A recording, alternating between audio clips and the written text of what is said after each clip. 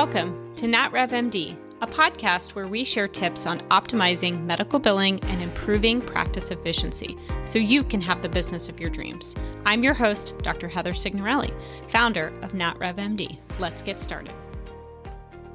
I want you to tell me if this sounds familiar. So your AR reports show everything looks fine. Your days in AR are within benchmarks. Your write-offs seem manageable, but something doesn't feel right when it comes to looking at your bank account, your bank statements. The cash flow just feels tight, and you just have this nagging feeling that you're leaving money on the table, but you can't prove it. So that feeling is obviously a warning sign. Obviously, if you have a billing company that you trust, make sure that they're sharing with you the audits that they're doing so that everybody's on the same page. And for larger practices who maybe have in-house billing, it's often the first symptom of a 6 or even a 7-figure blind spot in revenue cycle. So high-level metrics are important, right? Somebody has to be reviewing those in a monthly meeting, but they don't always tell the whole story. And so you have to have a team, whether it's a manager or your in-house team or your outsourced team, that is not only confirming numbers, but is actually auditing the accounts themselves and making sure that everything is healthy. So in a billing team, right, whether in-house or outsourced, you have billers and coders who are working the accounts, but you have to have that higher level strategic oversight of an account to make sure that quality stands.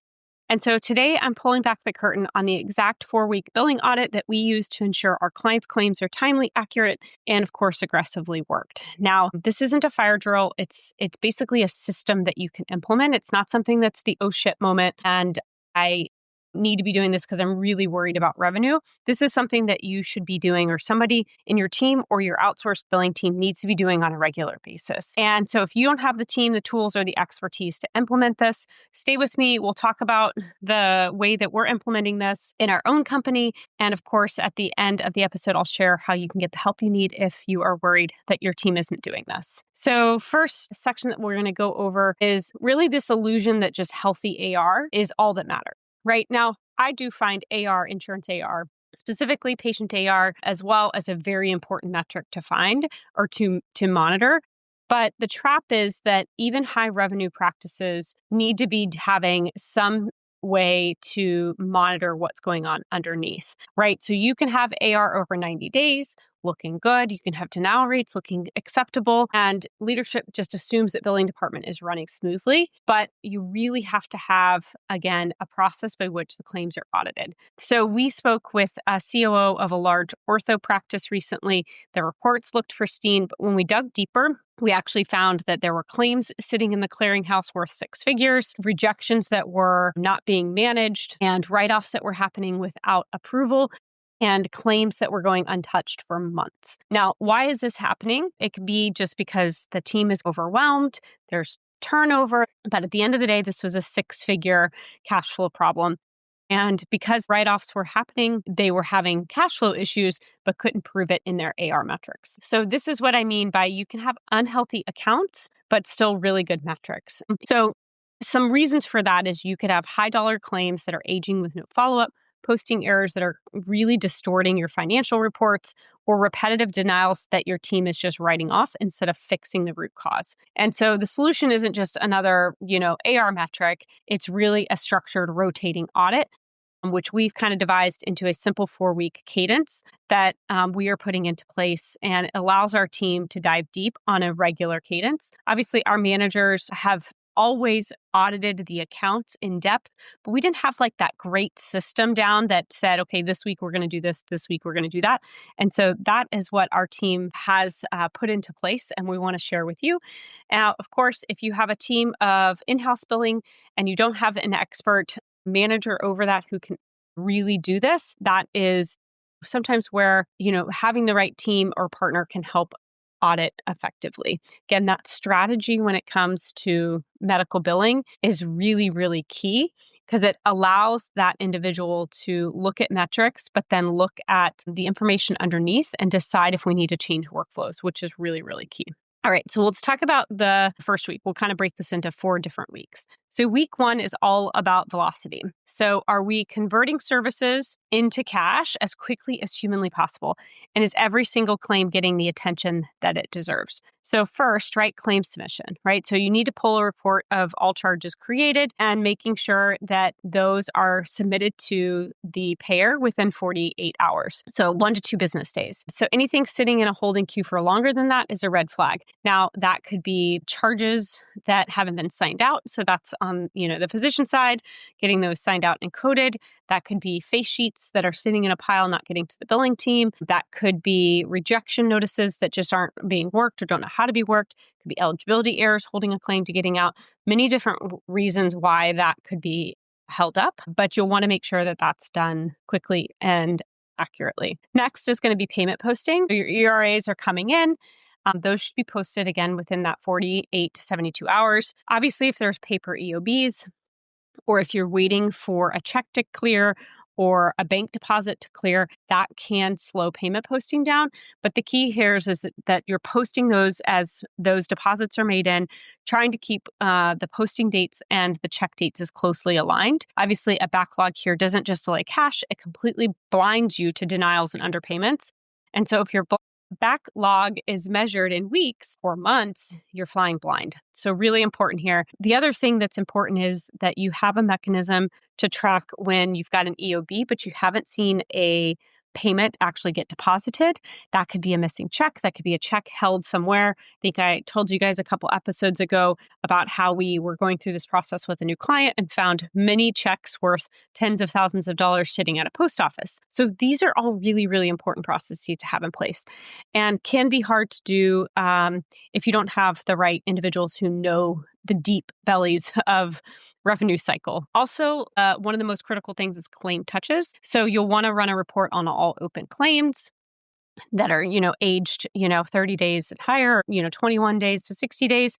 And you need to make sure that every single one of those claims is touched on that 21 to 40 day bucket, and they should have a documentation of what they did in that follow-up and then what the next step is. So was it a follow-up call? Was it a portal check? Was it a resubmission? If it was a resubmission, did they change something? Typically, if you're resubmitting over and over again, the same thing and expecting a different result, that may not go over well. So we'll just want to make sure that if it's in that range, that it's been touched.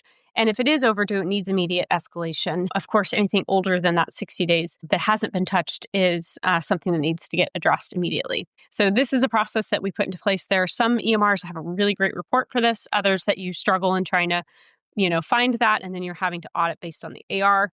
But just depends on your system. So again, very important that you have accounts that are touched on a regular basis. Now, if you're listening to this and go, oh my gosh, my team doesn't have the bandwidth or doesn't have the expertise to do that, I get it. But these are really important that you have somebody it doesn't have to be in the office if you have an outsourced team that is doing this, but somebody needs to be doing this as part of your team. If you have an in-house team, then it does need to be a billing manager, an office manager, or somebody in the office. So very, very important to have this be done well. And again, if you're struggling and don't feel like you have the right process, we'd love to help you. Head on over to netrevmd.com and happy to reach out and set up a call. All right. So week 2 is about looking at those metrics that keep basically everybody up at night, right? And so how much of your AR is realistically at risk of becoming a write-off?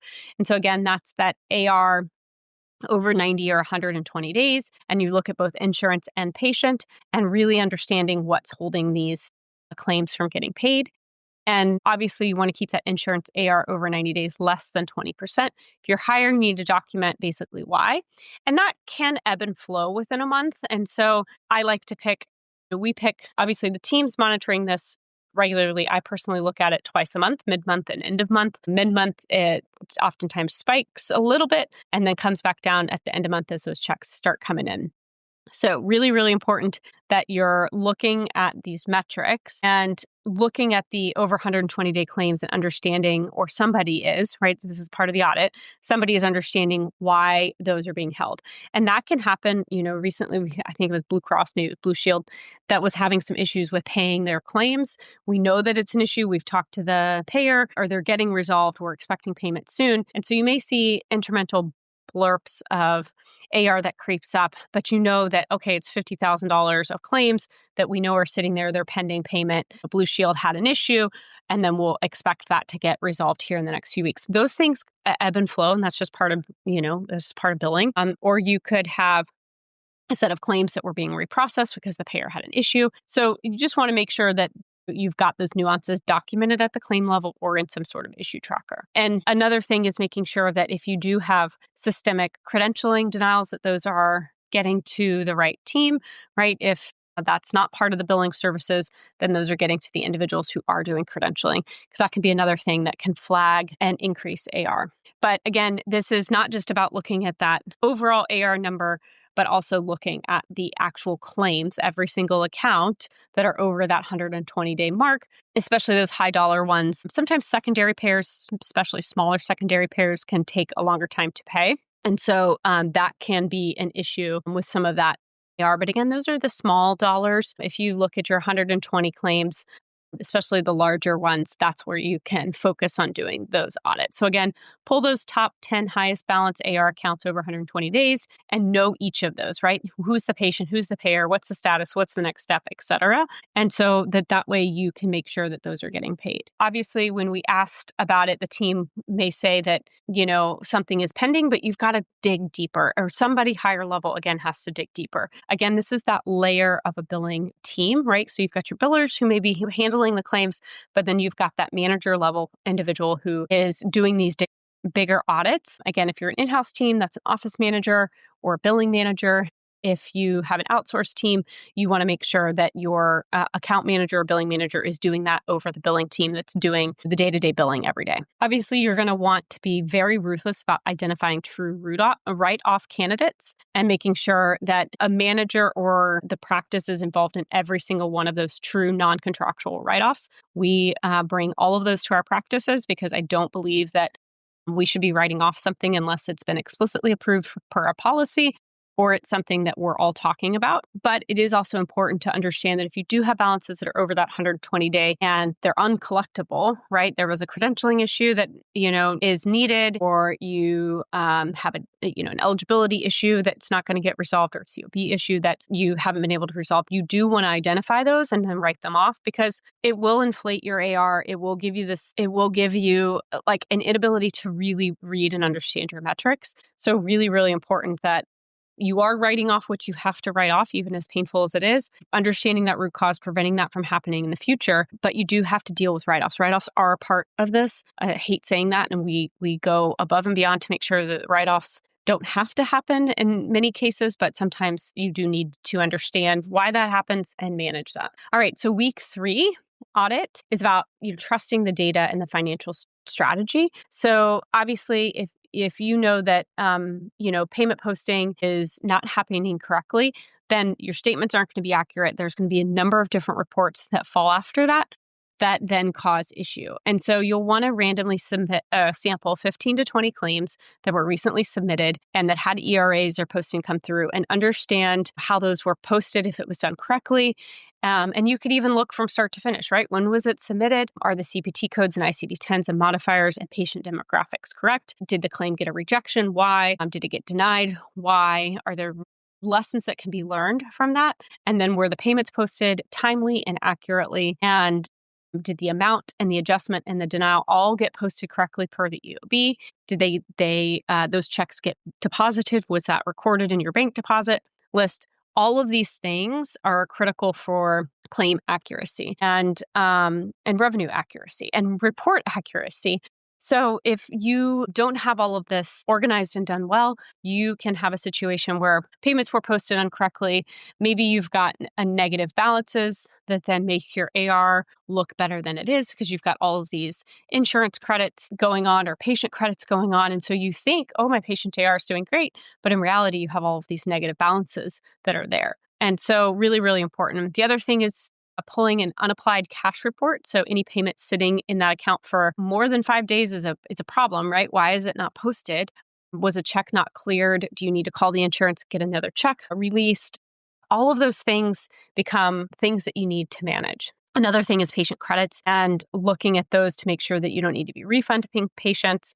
Again, there are different state rules that say how quickly you need to pay a patient back. And so you'll want to make sure that those are refunded in a timely manner. So really, really important to just have these systems in place or make sure that your billing team has these systems in place. And last but not least, week 4 is where you're proactively hunting for landmines. That's what we like to say when it comes to claim errors, denials. Really, this is really about denials. What are the denials? Why are the denials there? So this could be credentialing issues. Are they having eligibility issues? And are these issues getting back to the people who are managing this? Obviously, a single credentialing oversight that isn't addressed or provided to the credentialing team can be a massive issue. And so it requires immediate all hands on deck response when you do have credentialing issue. Now, you may be a physician who's not credentialed with everybody right now. Maybe you're adding credentialing as they come, but you see a patient, you weren't credentialed. You didn't have the stuff in place to be able to bill the patient directly. Can I bill the patient back, or do I have to write that off? And then is it worth getting credentialed, right? Is it worth the cost of getting credentialed? Am I going to be seeing more patients in that payer? Again, you just need to make a decision. There's no right or wrong decision. You just need to make it. And then write it off if it's going to be written off, pass it to the patient if it's going to be passed to the patient. It can be passed to the patient. Get credentialed or don't get credentialed and make a note that you're not going to see those patients again, or that you're going to give them a self-pay cash rate. Again, it's just these repetitive denials that pile up. And so you'll want to make sure that these are addressed from a root cause perspective. And it's these, repeated issues that can bubble up. Another, common thing is missing referrals.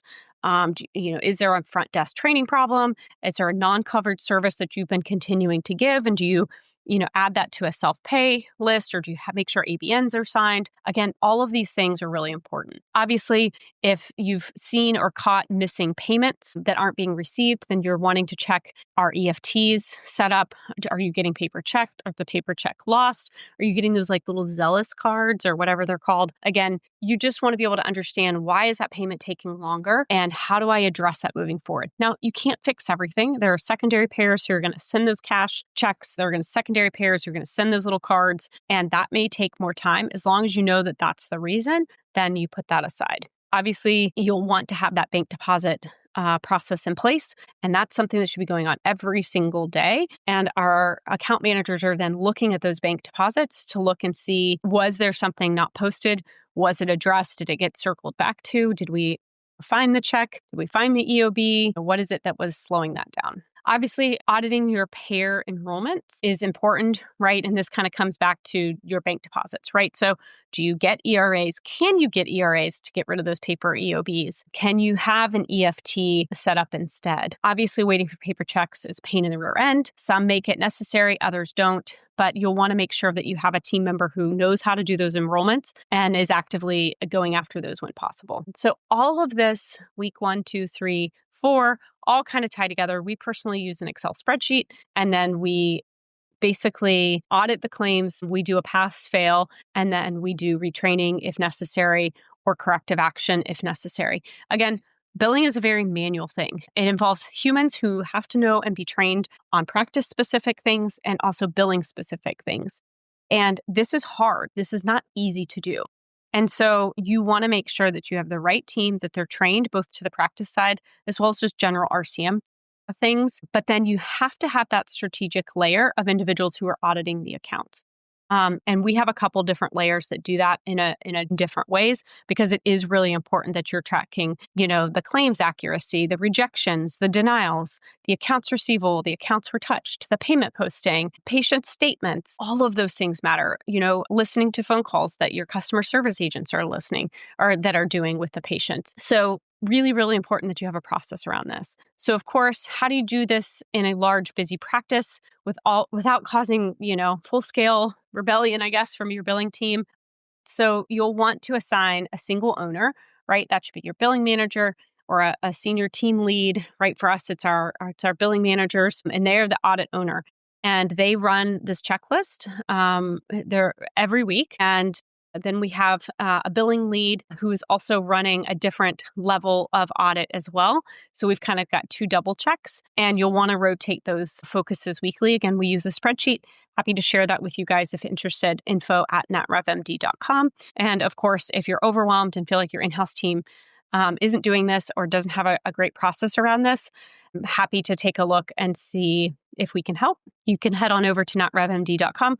And again, upper right-hand corner is free revenue audit for those practices greater than 150,000 net receipts per month. Obviously, if you have issues or you have concerns about your outsourced team, you'll want to ask them, how are they doing this? Because this is a great way to catch things and a great way to fix and retrain the team and make sure that not just your metrics look good, but the true quality of every single claim looks good. All right. Have a great week.